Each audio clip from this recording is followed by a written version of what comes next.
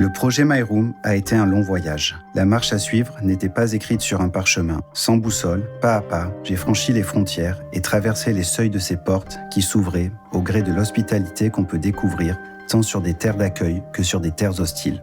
La barrière de la langue, les préjugés et les différences culturelles sont aussi des parties inhérentes à notre monde. Mes hôtes, ce sont eux les véritables héros de ce périple, ceux qui ont fait confiance à un étranger, ceux qui ont dévoilé leur intimité, ceux qui ont bravé les préjugés et parfois les risques pour prendre la parole et parler de leur réalité.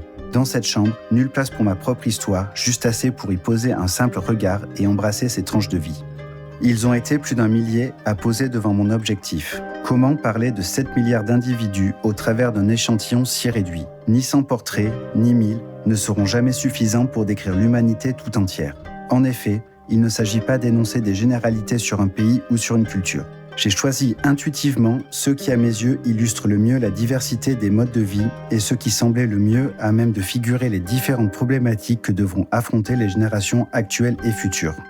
J'ai voulu raconter la grande histoire dans la petite. Derrière chaque photo, il y a un témoignage, une inspiration, une trace. On ne naît pas tous sous la même étoile.